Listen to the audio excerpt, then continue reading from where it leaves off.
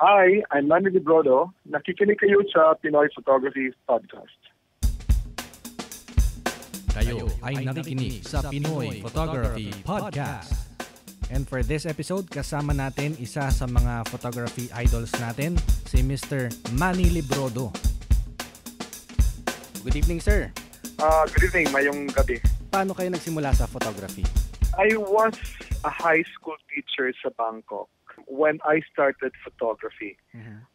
So basically, photography came about because when I was teaching them then full-time, I go out and travel during holidays. So basically, ang photography came in handy because I have to document my travel. So it started maybe at the turn of the century when I feel that I need to shoot what I see when I travel, and I want to share what I have captured in my camera sa internet. And it all started from there, once it's a passion, it rules your life. So that's basically what happened to me and my photography. So nung nakita niyo yung passion niyo sa photography, did you try to study, attend workshops? Paano niyo dinevelop yun? Yeah, actually wala. Actually I never studied photography. I'm lucky because my brother, si Boboy Librodo, who's an artist, came ahead in photography. So basically, siya yung para naging walking manual ko na if I need something na I need to know about my photography, I go run to him and he shared with me some information, bits and pieces about camera settings and stuff like that, because I'm not a technical photographer.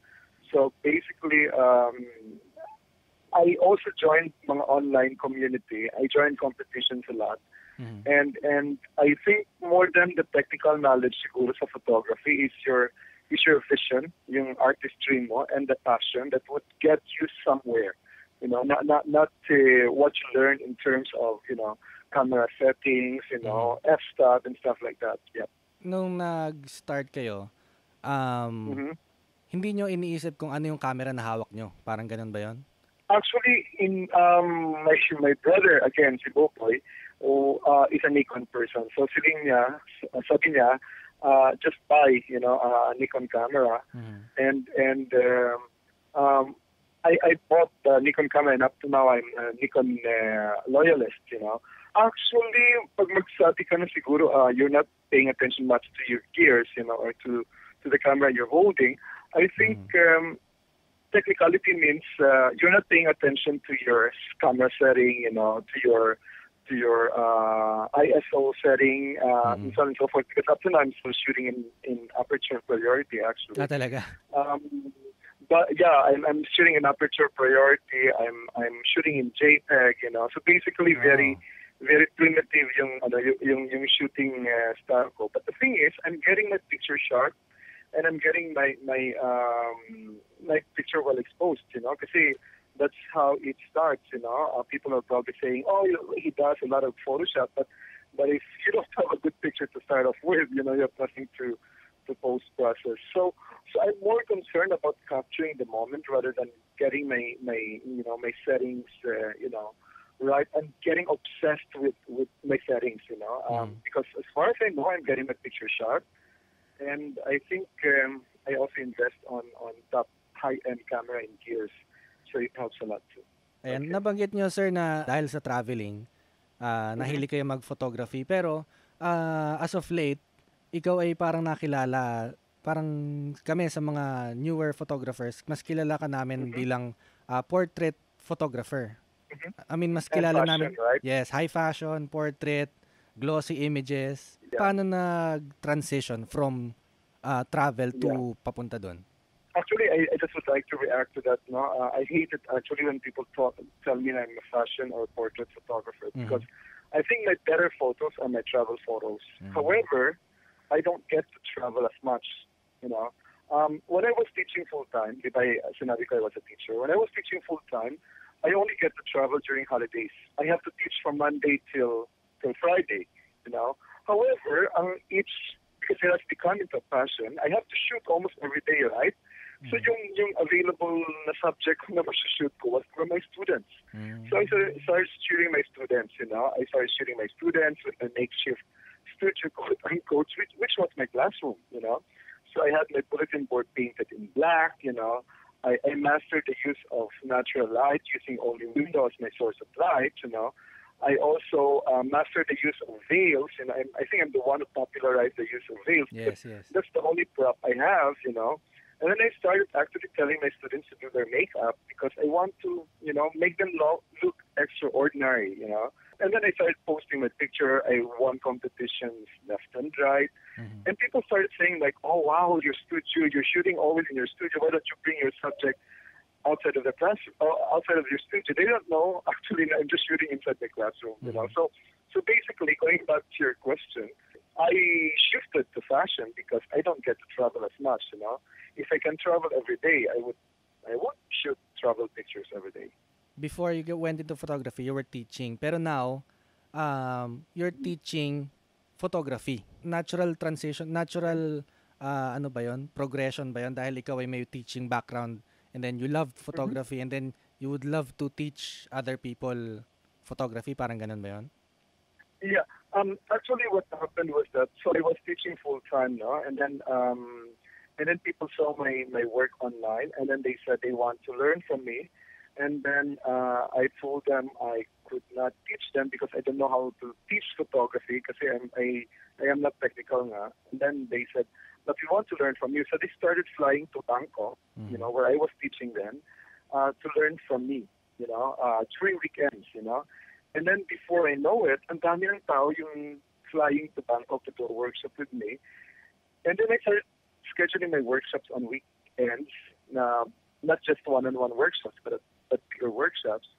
And then before I know it, you know, they want to bring me out of Bangkok, you know, like Singapore or Malaysia, you know.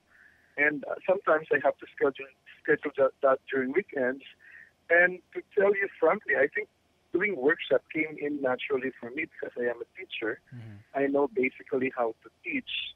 And coupled with my passion in photography, I think it was very handy for me to actually just show to them how I do it without you know, thinking of, you know, am I teaching the right thing, you know? Because most of the photographers are learning hands-on, you know, in the same manner that I, you know, basically developed my photography.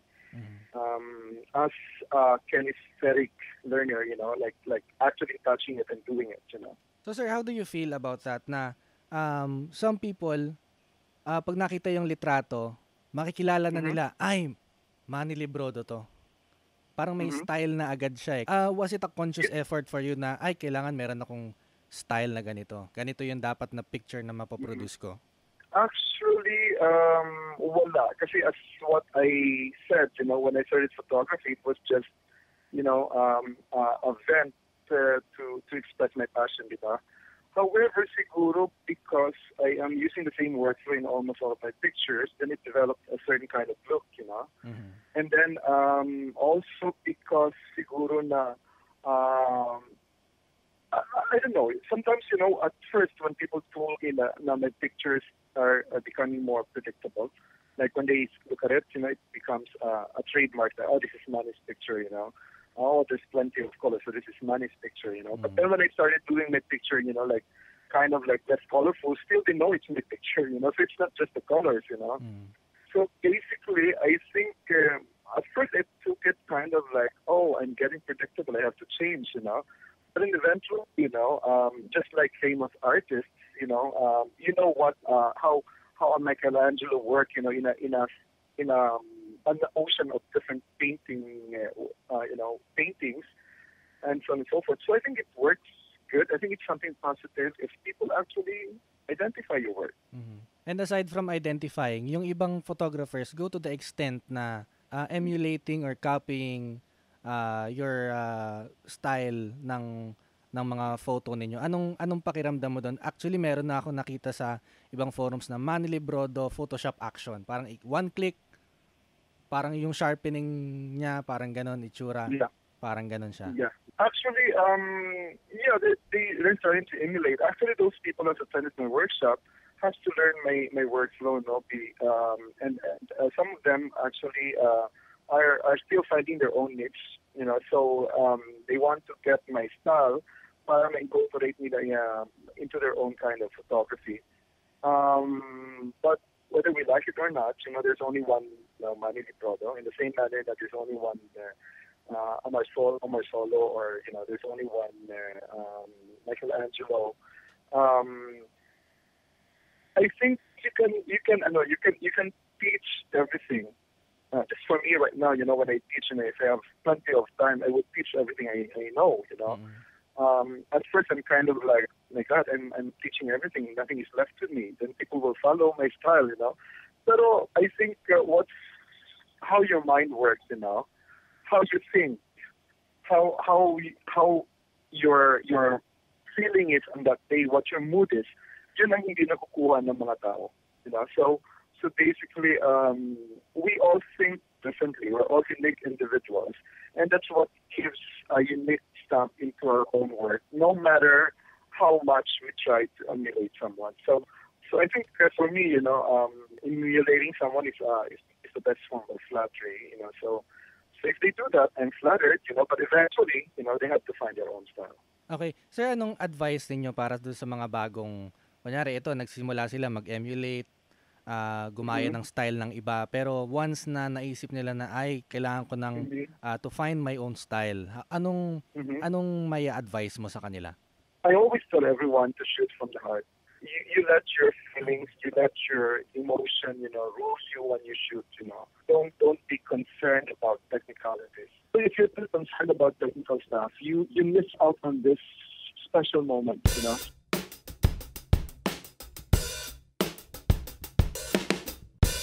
In 2009, you were called by Scott Kelby, one of the top photographers to watch out for. Yeah, actually, I think he issued the award end of 2009. It was December.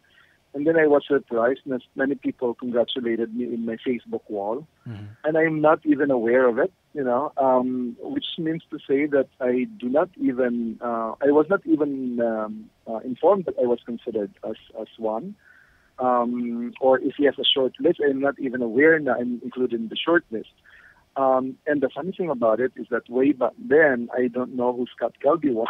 Okay, so I was surprised, and then eventually I got an email from his brother, who runs the Kelby Academy, whatever was that, congratulating me, and they told me that they had been judging competitions. And whenever they judge a competition, they can actually identify my work from among, a sea of entries. And they know that they would say that when they see my work, they know that it's going to win, in a competition, because it's so, it's a cut above the rest, according to them, because 2009, and they said that's how they got notice of my work, So I was actually quite surprised, and that's what I've said. I was not even aware that I was considered. And I did was when I was given that. It was a big boost to my photography, because then people started to learn about me. Ano yung naitulong niya sa photography mo? I mean, did you strive to improve pa, or did you tell yourself na ito na yon, this is it, parang a stepping stone ba ito? Yeah, 2009, I can remember I was teaching full time sa Bangkok.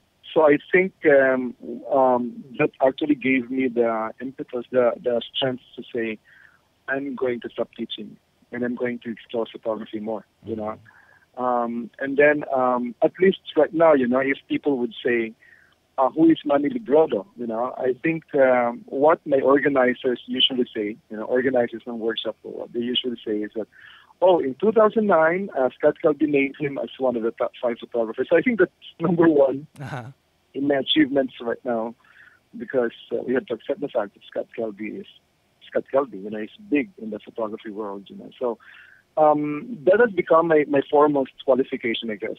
And then fast forward 2012, ngayon po. Are there any regrets na nag-stop kayo ng teaching and you went into photography full time? I'm still teaching. I'm still doing the workshops. So the teaching part is there, but not teaching as a high school teacher. And not teaching history and psychology, but not teaching photography.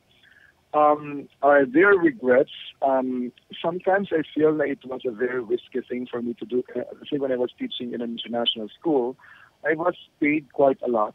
I also have the stability, and I also have the assurance. Now, when I retire, I would be getting quite as much, as a provident fund and so on and so forth. So medyo may fear ako na right now I don't have those. Pero I think I should not be living for what's in store for me when I retire. I should live for what is in store for me today. And I think what is in store for me today is pursuing my passion and doing something that I like, And I think this is what I like and this is what my passion is. It far overweighs the stability that I had when I was teaching. By the way, ang date po natin ngayon ay May 1, 2012. Kanina nakita ko may bagong post kayo sa Facebook account ninyo na kakatapos lang na workshop. Yes, that's right. Yeah, I had the workshop last weekend. It was in Pasig. The workshop was entitled Stardust. A lot of them have been doing the workshop for many times. Yung isa doon naka 11 times na ata. Wow. This workshop I had last weekend was something special actually. They call it a 5-star workshop simply because it was my group whom they call themselves as 5 stars. Okay. They started off as 5 members, and then the group expanded. The one that I had last weekend was with 12 participants. But most of these people had been doing the workshop many times, Among themselves, they started even counting last weekend. Among themselves, it's a total of 100 plus workshops now. Because some of them has done it 11 times. Does my workshop come in stages like, grade 1, grade 2, and so on and so forth? Actually, wala. This group, for example, has some first-timers, some 11 times, some 5 times, and they all start from the same page, Basically, more than the knowledge that they gain from me during the workshop is probably the inspiration and the passion na we share together if we are working together. Para doon sa iba na nagtataka, ano ba ang meron sa isang Manny Librodo workshop? Can you give a rundown? Okay. One, we don't use flash. Okay. So they have to learn how to shoot, with natural light. Okay. So that's something different from most of the workshops. 2, they should expect a lot of passion, coming from not just me, but most of the participants, and having this overflowing passion is very contagious sometimes. Even if you have only that little passion, if you're amidst me and some of my main participants, you get that passion that you will carry along with you enough to live you for at least a year of your photography. Okay. And 3, on the second day or on the other half of the workshop, we are doing post-processing. And this is when another present of the magic happens. So they're going to be actually, watching me, treating a picture, and getting to see the before and after right before their eyes. Okay, sir. Yun lang po, sir. Maraming salamat po. No problem. Maraming salamat kay Mr. Manny Librodo para sa kanyang pagpapaunlak sa ating interview. Maraming salamat sa pakikinig. Sana'y marami kayong natutunan. Until next episode, ako si Alan Ebora para sa Pinoy Photography Podcast.